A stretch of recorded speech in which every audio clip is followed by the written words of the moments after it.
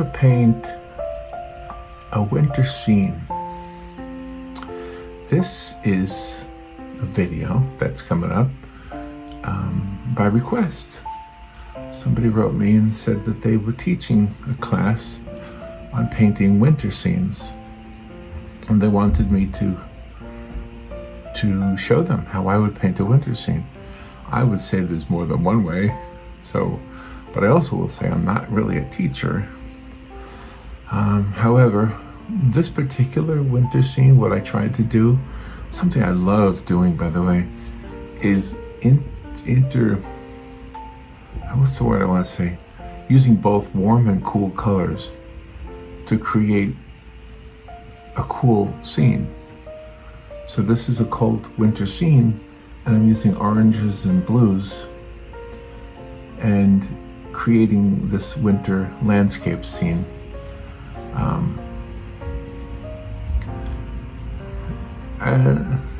It's okay. I don't know. I'm trying to think how I want to say this. I feel like with watercolor, you can do it with any medium, really, honestly. But it is a technique. If you study like watch a movie that has great lighting, go find out which movies have received Oscars for the lighting director. When the lighting director of a movie gets an Oscar or a Golden Globe or something like that, that's a clue. They got an award for the lighting. Go to that movie and see what did they actually get an award for.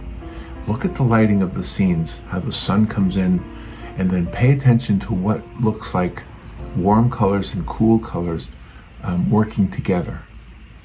It's a fascinating study of how images look and how we as the viewer are affected emotionally by those combinations of colors. And then if you study artwork, see, the thing about movies is you can find Oscars. A lot of artwork has the same exact thing, and in fact that's probably where the lighting directors got their clues or their cues. But nobody was giving out lighting director awards to the classic artists, but they could.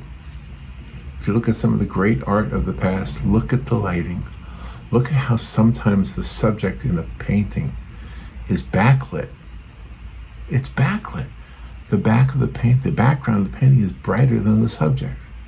Absolutely. So try to see paintings and that way. But with movies, the reason I use movies is because there are awards. There are awards given out to lighting directors. Look for the movies that have lighting director awards. Maybe you won't like the movie, but try and find some scenes that strike you. One that comes to mind is a TV show Robin and I watched called Outlander. There's some great lighting in there. I don't know if anybody won an award, but there's some great lighting in there. Just like I had a music teacher who told me that the best music is in cartoons. It's true. Some of the best music is in cartoons. Of course, that music teacher was in the 60s, and the music in cartoons in the 60s was usually like classical music. I know, it's weird, right? Bugs Bunny running around to the William Tell Overture, right? Well, the same thing is true with art. All right, let me show you how I painted this. And if you are the class that specifically I did this for, I will tell you one thing. I might be one of many, many teachers, and I'm probably at the low end of being able to teach, so I'm not a great teacher. If you have questions while you're watching this, and I mentioned this in the video, but in case you're scrubbing through it and you're not watching the whole thing, if you have questions, you can leave them in the comments. But better than that, go to the Facebook group called Poppa Paints, and you'll see this over 600 artists who contribute to that site. They are knowledgeable, they have their own techniques, they have their own advice, and they will guide you. I don't know how old you guys are in the class that I did this for, but it doesn't matter. It doesn't matter. I'm almost 70. I'll be 70 in a couple of months, and guess what? I'm still learning. So, in fact, I learned just from doing this painting. Alright, I'll show you how I did it. Sorry for the long intro. I'll show you how I did this right now. Okay, so this is actually, I'm going to try to do a tutorial. and if the kids in the class are watching, what I'm doing first is I'm getting my brush wet. And I'm going to wet the paper a little bit. And what I'm doing first, remember that the card ends right there. So everything from here down is the card. Everything from there back is the back of the card. I don't know if you can see it on the video. But thank you so much for writing to ask me to show you a step-by-step. And I like the fact that you are a teacher. And the fact that you're not an art teacher is okay. I'm not an art teacher either. I know that you referred to me as a teacher, but I have a hard time with that title because I don't think I am one. So what I'm really going to do is try to create a winter scene using orange and blue. I know they seem like opposites, right? And you know why? Because they are opposites. But let's start with the orange. And so this is the sky. I just want to put some orange tones over here. Let the water kind of grab it and spread it around. And we won't worry about too much else right now. Just put that right there. That's all we're going to do right there. And then we're going to do the same thing. Now that's the sky. And now down here we're going to put a little bit of orange. Gotta water it down. Spread it around a little bit here, and this is going to be the lake. Okay? Now, what I have to do, and I don't want to take up your time by having you watch paint dry, so I'm going to use a dryer. Now, you have to use a hair dryer because a hair dryer doesn't get very hot. Well, it does, but you got, and I don't know how old the children are that you teach, but I'm going to use this. This is really too hot. This is used for shrink wrapping cellophane, but I'm going to use this, but I'm also going to turn the camera off while I use it, so you don't have to hear it and you don't have to wait for it. So let me turn the camera off and I'll be right back. Okay, so now it's dry, pretty much. The back of it isn't completely dry, but that's okay. And I was thinking as I was drawing it that you might have some questions for me. That, of course, this is recorded, so you can't ask questions. But I have a suggestion. I have two suggestions. One I think is better than the other. The first suggestion is to just type a question in the comment section here on YouTube. Okay. That's probably not the best place to ask a question. I would go to the Poppa Paints Facebook group, because if you have a question about anything regarding art, there are over 600 people who go to Poppa Paints Facebook group, and they are artists who are amazingly brilliant. So I would say, if you ask here on YouTube, I will answer, and some other people might answer, but there's so many more people. Plus you can watch other people's videos and other artists' work on the Poppa Paints Facebook group. Okay, so there you go. All right, so the next thing we want to do is we want to do the light blue. Remember I said this is going to be blue and orange. So let's take that same brush, clean it off, and get some blue. Now, in my case, I'm going to use the back of the card as a palette. Now, a nice young lady sent me this to use also as a palette. Robin likes to use things like this. Robin is my best friend. And so what I'm doing is I'm trying to figure out what color blue I want. And maybe that's why I use the back of the card, because I can see what it's going to look like on the card. So there, I have a couple of samples there. But yeah, you could use a regular palette or something like this. I think most people don't like using the back of the card, so just so you know. but you don't have to use the back of the card. This is my thing, I guess. All right, so now what I want to do is I want to take this, again, watered down, and this time I didn't wet the card first. I'm just gonna try to brush it in here. And you have to be careful because orange and blue sometimes will form green.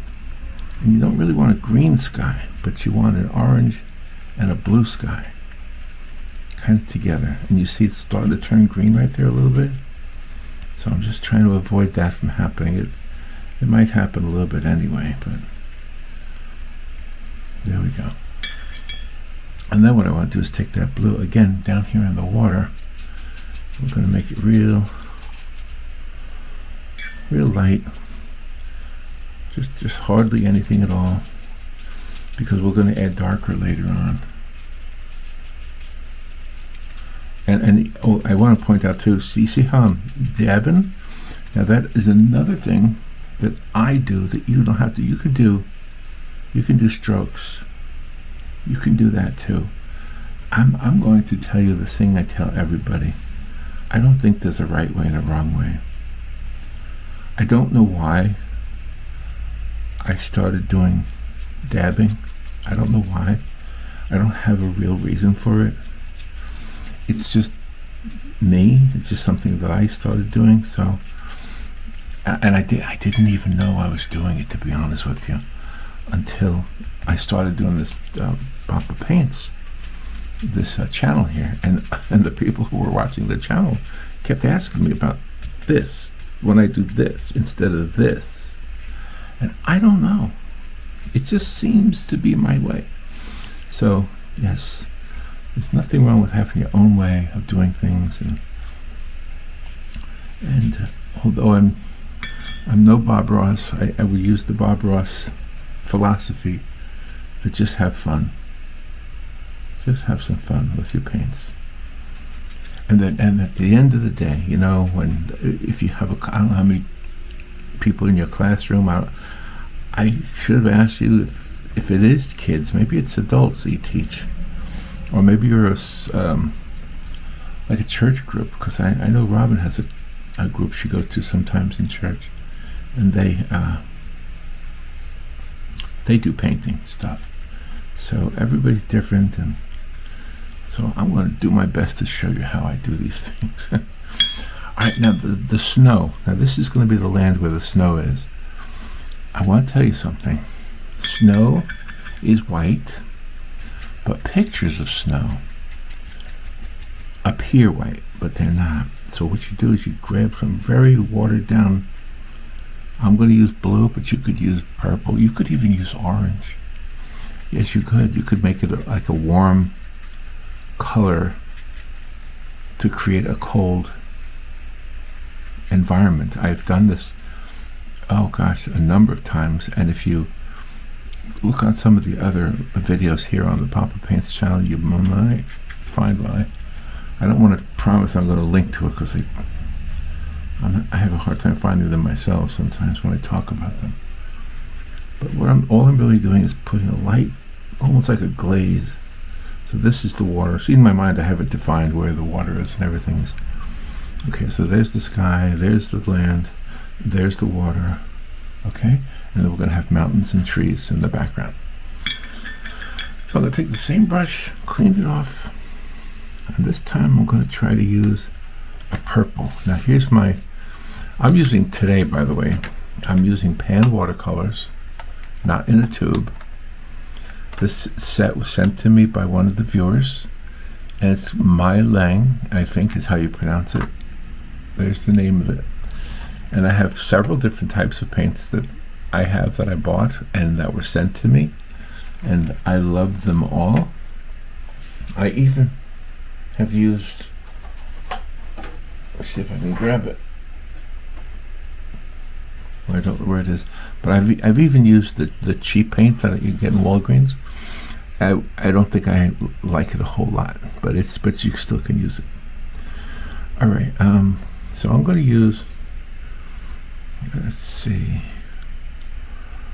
I think I used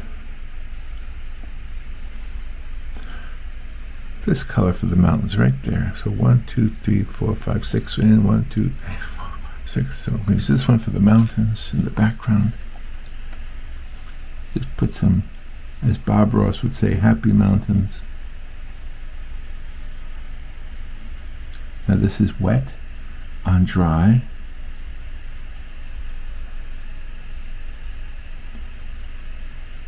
Put some mountains in the background.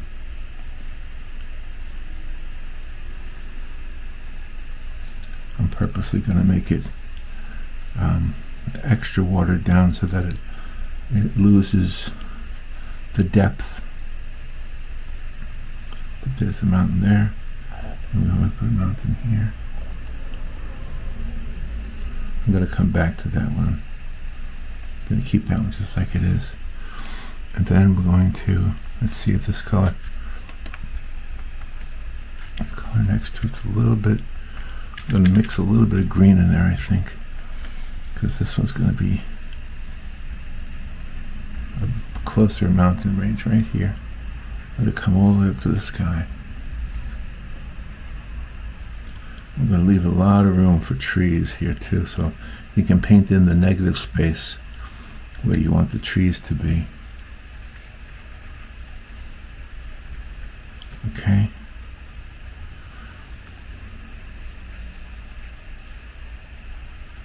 So you do have a little bit of green happening back there.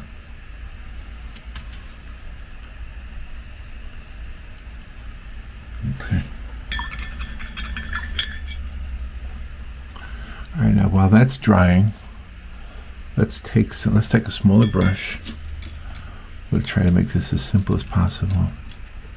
So I'm taking this smaller brush, and I have a line here that's defined as the edge of the water.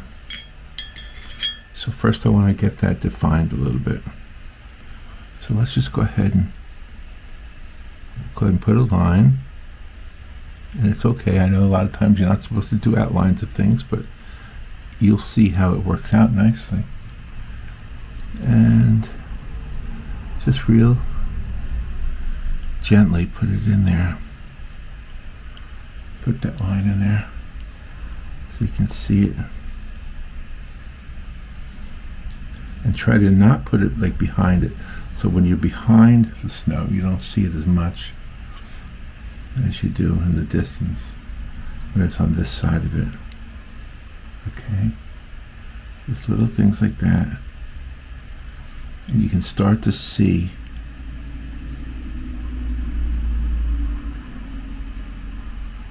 you can start to see. Now you got a better idea of the sky, the mountains, the land with the snow and the water. Okay? Alright. Now I want this mountain here to be a little darker. So I'm going to add a little bit more blue to that mountain. I think I'll mix a little black in with it too. Give it a little more definition. And it doesn't have to be perfectly sharp or perfectly curved. Kind of have fun with it. Okay, we'll keep that one like that and water it down a little bit so that at the bottom it sort of fades. Just have it fade out a little bit. Okay. And then this one over here, take that paint and kind of let it blend in with it. There, now you got the idea. You see how those mountains are coming around, looking like mountains. All right, now let's take the same brush, clean it off. Let's get some of the same blue that we used for the snow and the water, and let's give some little lumps in the snow here. Okay, so little areas,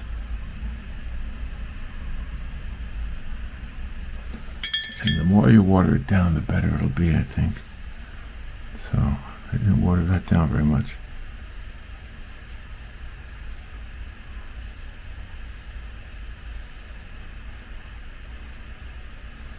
There we go. Just keep doing that. Just keep these little blotches in here. Let that be the snow. And you can see how it's starting to look like snow. Starting to look like a very cold place. And blue is considered a cold color, and orange and yellow are considered warm colors. And so what we're doing here is we're trying to make the two work together. We have a kind of a mixture of warm and cold, and it's a very nice way of making a composition, but it's not the only way. And you'll see it a lot in like movie lighting. Like if you watch movies and you get so caught up in the story, you sometimes don't notice some of the techniques that the photographers and the videographers use, the filmmakers. But you know, there's a lighting person. In fact, they give awards to the people who do good jobs lighting movies. And so those lighting people are the ones who sometimes make a scene look really magical. They'll take lighting. So you as an artist, you think the same way. Try to think the same way as a lighting person. Get some of that blue in the background, make it a little bit more shadowed.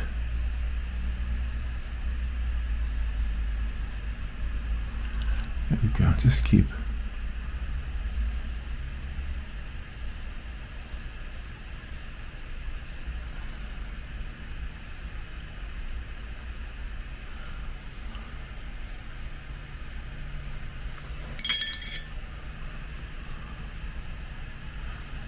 Take some of that and spread it out. Let that water kind of do its thing. See, now the light blue that you put down earlier is looking white, even though it's not white. It's really light blue. You like how that looks? And then the black that we put down, we're going to continue working with that a little bit. And get some of this blue down here also, to be the reflection of that.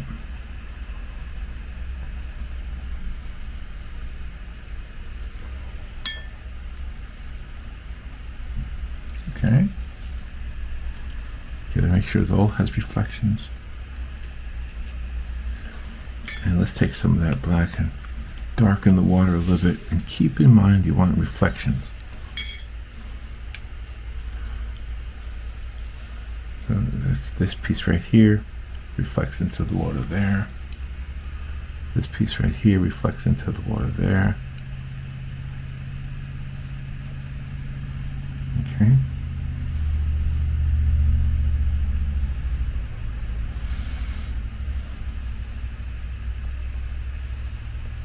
So they all reflect into the water, all these little pieces.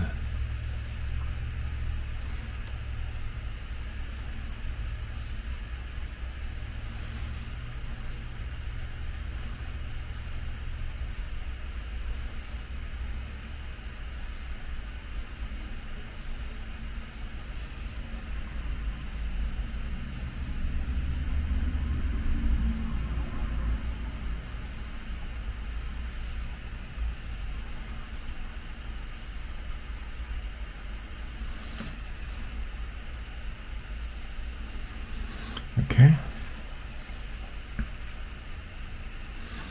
We don't want to be too black. Just use the black as a way to darken. Now, let me tell you this. If you have an art student, or maybe you are more of an art teacher than you're letting me know, yes, black is often shunned. You don't use black.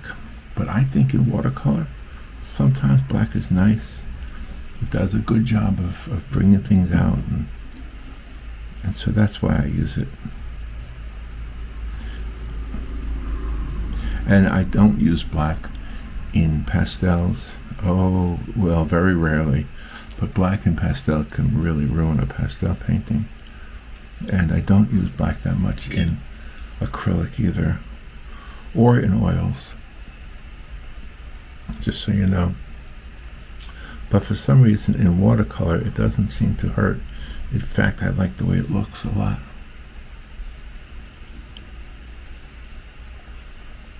And I also don't use it purely. Sometimes I just mix it in with everything, like I'm trying to do here.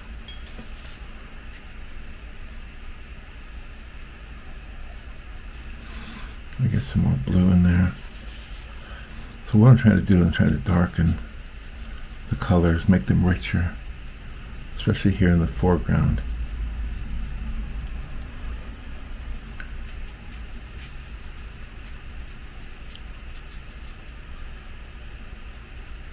And these little lines will give it the feeling of water.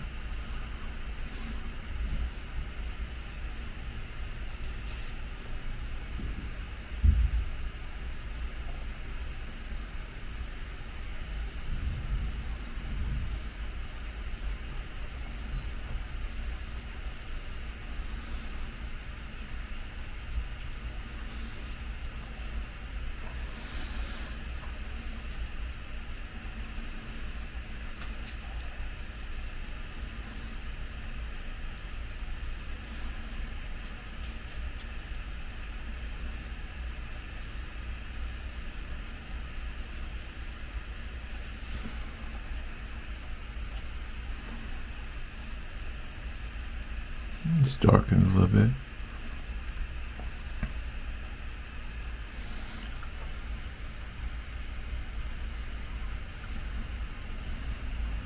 So what I'm doing is just making some of these horizontal lines to create that look of rippled water. And if you make it too dark, you can always put white lines instead of dark lines. Okay. Alright, now what we want to do is make this mountain back there a tiny bit darker,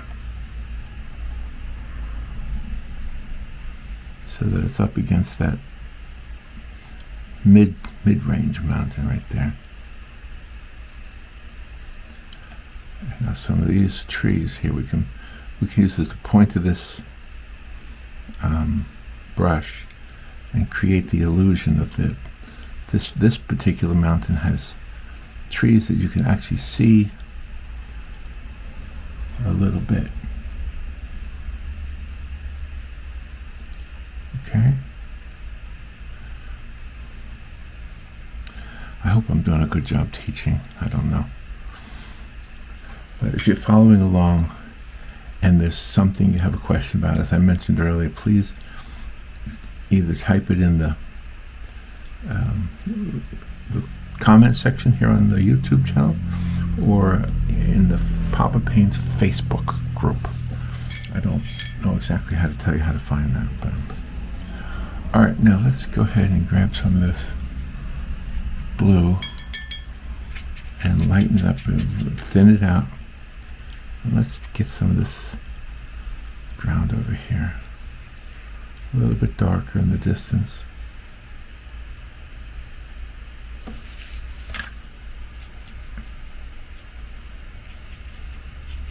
Just a little bit darker.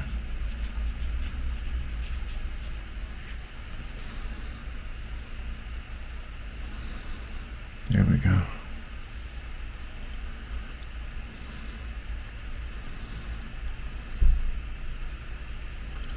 Watercolor has a way of doing its own thing.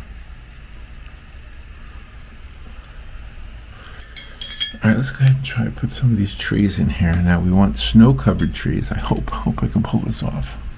I'm going to use a blue and a green kind of mixed together to kind of have a turquoise color.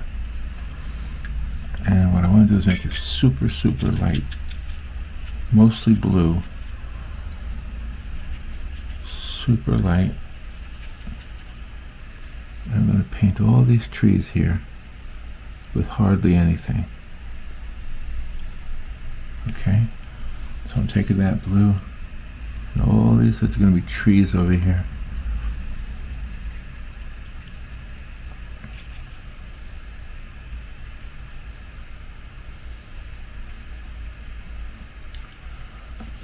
the distance.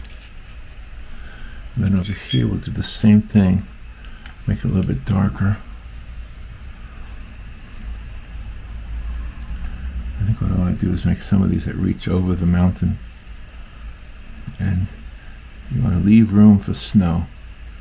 So don't do the whole tree. Do little pieces of the tree. Like that.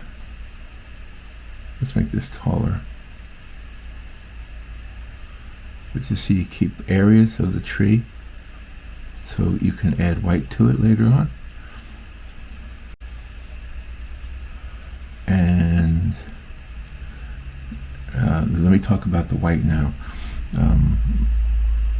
Quite often with watercolor you don't use white at all. You add white. I mean, you keep the white from the paper. And that makes your snow look. However, I messed up and I didn't. So that's a good thing to point out. I messed up, and so what do you do when you mess up? Oh, it is possible to mess up, because look, you can't see snow on these trees here. So there's two ways to fix that. And one way I actually learned from one of the viewers here on Poppa Paints. She sent me a special kind of white, and I'm going to show you that. But you could also use gouache. And Robin actually likes to use acrylic.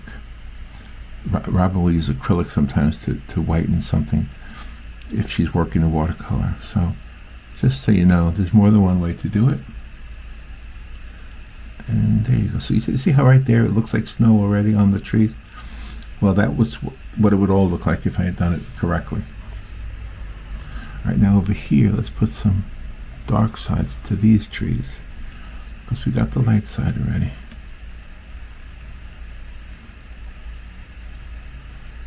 Put some dark side here. So we're putting shadows on these trees in the background. Okay. Now remember, all of these trees also have reflections in the water, so let's see if we can remember to put them in there.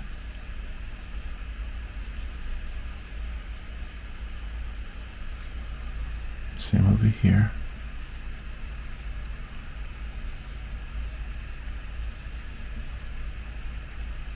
And we might add some white over there. I'm not sure yet what I'm going to do there. And that's another thing. I'm not sure. So I don't really have the whole thing planned out. I don't know how many of you feel like you should plan the whole thing out. And I will tell you this. I know artists who do. They plan the whole thing out. And in fact, if you look at the Bob Ross, some documentaries on Bob Ross, they will say that he used to paint the whole picture before it ever went onto the camera. And then he would use that picture. He would have it set up in the studio, and he would use that his own artwork as a reference. And then he would paint it once the camera was on. So there's more than one way to do all these things. All right, now I'm going to try to do something that I'm not sure if I'm going to like it or not. I got to clean my brush completely. I'm going to try to add some bright orange here. I just thought it would be a fun idea to have some orange trees in here. So I'm going to try and do this. Just paint some orange trees in here. And we can always add some yellow. I'm going to use some yellow. I can already tell it. I'm going to use some yellow to brighten up some of these orange trees. Because again, I probably should have started with this light color instead of putting the mountains over it first, but I didn't. All right, now see this, that orange is going to be reflected in the water. So we got that happening also.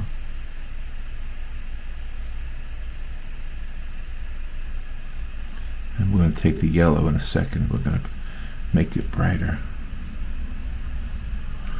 And then I thought I'd put some big ones over here. Some big old orange trees. Not the fruit, just the color. Okay, so I'm doing the same thing I did with the background trees, but I'm making these ones orange color. I know this is risky because I could be ruining the whole painting with this. And you know what? I have ruined many paintings. I have made mistakes that I just ended up not liking at all. But let me tell you something about not liking your painting. If you don't like it today, like after you just did it, don't throw it away. Keep it, because guess what? Tomorrow you might say, oh wow, I like it today. Don't ask me why that happens, because I don't know why that happens. But it happens to me too. I will do a painting and I will just not be happy with it. And then a day later, or here's another one. You do a painting you don't like, right? Somebody else sees it and loves it. And you say, what the heck? How come I didn't like it at all? And now it seems to be an interesting painting to people. All right, so now we want a little bit of that orange reflected down here. All right, now what I want to do is I want to take that that blue again and just create some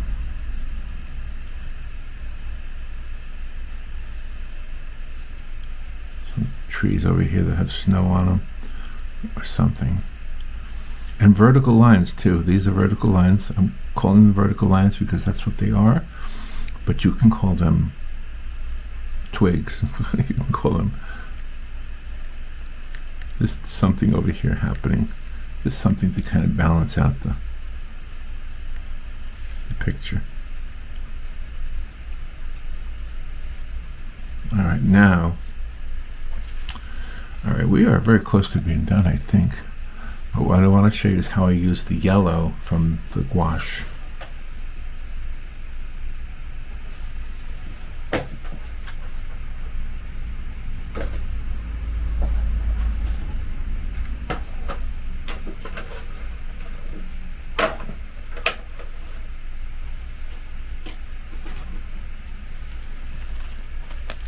Okay, so this is my gouache yellow.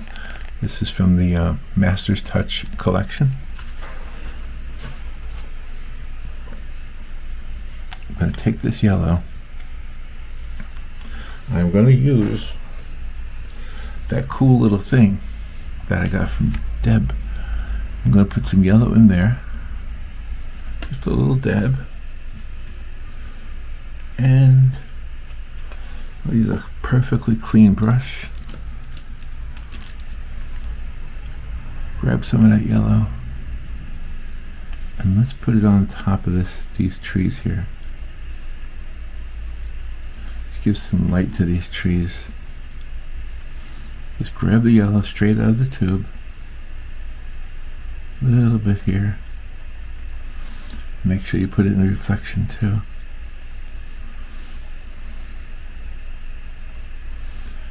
Little tiny bits. I hope I'm doing a good job being a teacher. I tell everybody I'm not a teacher. I'm not a teacher. I'm not a teacher. And you know, you kind of touched me when you said you had a class, and it didn't occur to me that it might not be kids. You might all be my age. I don't know. Actually, they've asked me to do something like this at my church. I'm so nervous about doing that. I haven't said I would yet, but now that I'm doing this one, maybe this will change my mind. But anyway, so you see how that yellow is sort of making it look like these trees have some sunlight hitting them from the left. Okay? And don't forget, we're going to add also some white to the other trees. Now, I guess we could add some white to these trees too. It probably wouldn't hurt.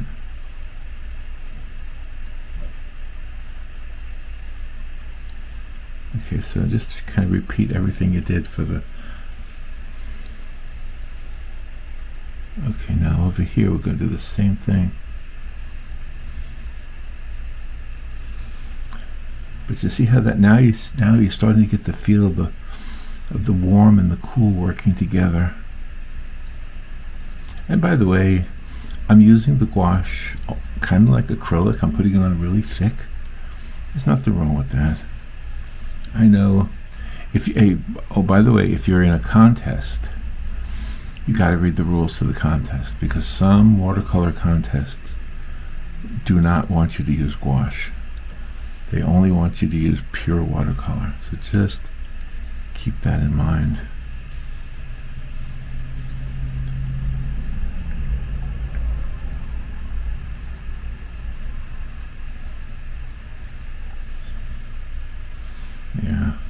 Yeah, you gotta follow the rules when you're in a contest. Mixed medium is what they call it when you mix them up. And it doesn't always go over well with judges. I guess. I've never actually entered a contest. So, but I'm just telling you what I've read. I've heard other artists talk about it. Alright. Now let's go for that white. Now let me show you what I'm going to use. I'm going to use this.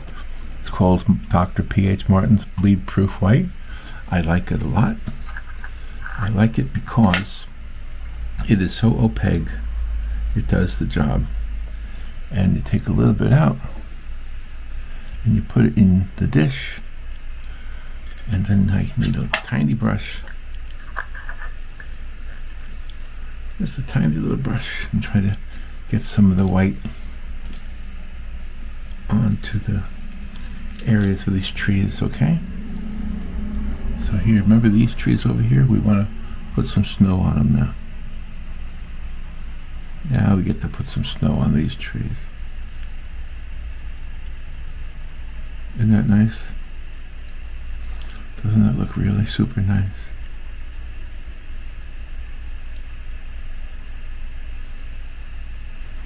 Just kind of fill in those blanks. Like I said, you could have done it without this. You could have started, and what you could do is just like I did down there, where I just left the white of the card. But I kind of didn't think it through, which kind of speaks to the whole idea of planning it out. Maybe sketching it out, planning it out is a really good idea. So maybe I'm teaching myself something as I teach you. Now look how nice that looks. Let's add some white over here to these trees. Get some snow on these background trees. I like that. Okay, so I'm liking the way that's looking. We'll do the same thing over here with these. Put some white snow on the orange trees. Get these reflections to also capture some of that white.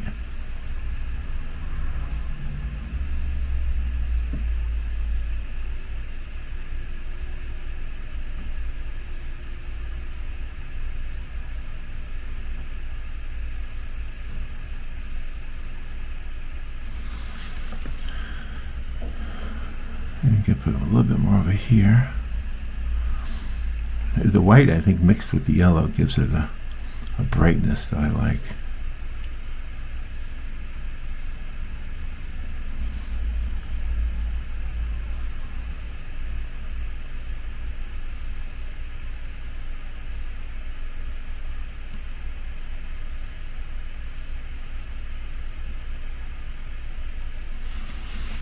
Okay.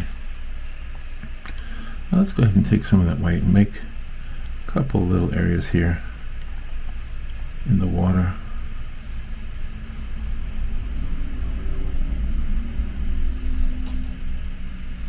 Give it that watery look.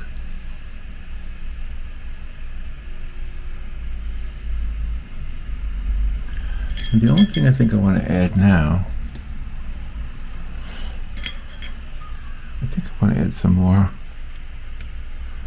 There's some more darkness over here, I think. I think this area here has got some shadow going on that needs to be in there. So I don't want to completely cover it, but just kind of add some darkness over here. I feel like it's imbalanced. And what I'm referring to when I say imbalanced, from a compositional point of view, Again, I'm not a great teacher on this, but it's kind of a judgment thing. You just feel like it. You use your own judgment. You say, well, that's not looking balanced or something. There's something about it. It needs a few more horizontal lines, a few more vertical lines, a few more dark areas, and you just kind of use your,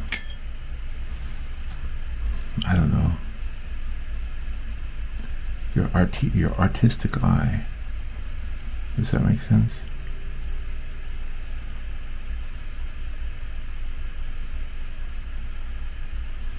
There's something going on there that we don't know about. Just keep it like that.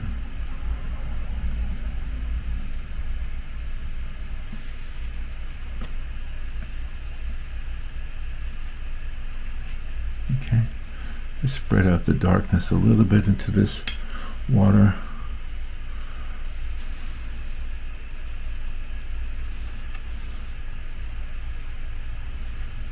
Basically just trying to get the reflection of that mountain in there.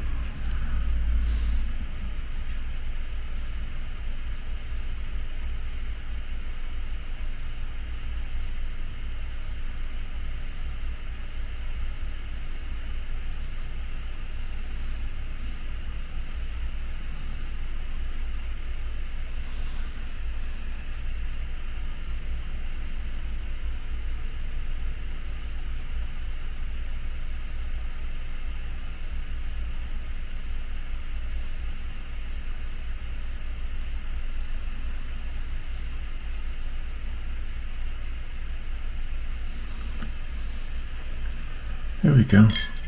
I think we're done. So the only other thing I do, and I know the people who watch these videos all the time see me doing this, I just take the back of the card and I get it very wet and I spread the colors out so that what I was using as a palette simply becomes an abstract painting on the back of the card. I don't know, it's just something I do. It's kind of, I don't even know how I got started doing this, but I do it. And other people, by the way, you see how I painted the picture all the way to the edge. Other people will use tape and they'll create a border around it. So I'm going to turn the camera off so I can dry the back, and then I'm going to fold it, and we'll have our card. I'll be right back. Okay, I dried the back, and while I was drying it, I saw some areas I wanted to change a little bit. So I'm going to take some brown. Just going to add some more darkness over here, I think. Just to create some depth to the bottom of these distant trees.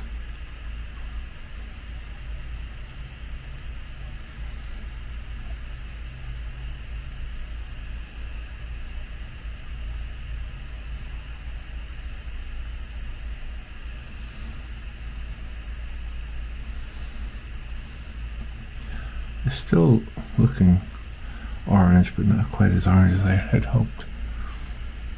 Okay, I'm just adding a little bit more here.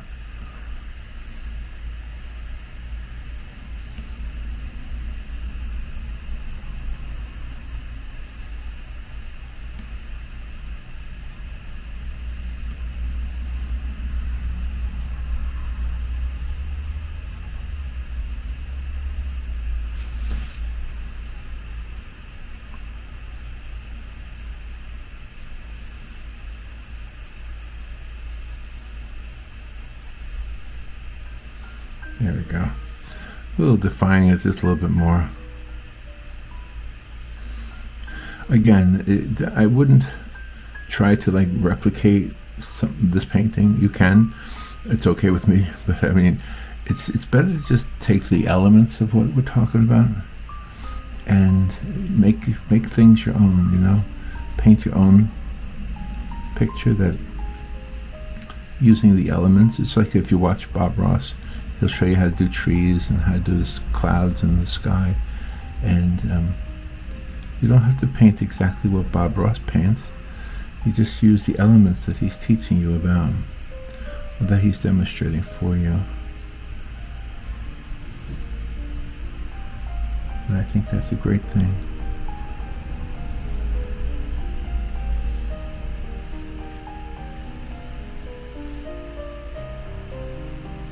All right, there we go. I think I'm done with it now. Let me fold it. Now this is where it becomes a card.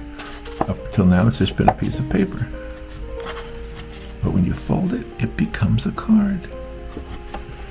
And there we have our winter scene utilizing warm and cool colors, orange and blue, with a little bit of green and black and white. All right, thank you for asking me to do this. I hope I've done the job that you needed me to do. And thank you for being a teacher. I think that's an awesome thing. And there's other videos on this channel also that might help. I don't know. And I don't know if you guys are watching the videos or not, but thank you for asking. All right.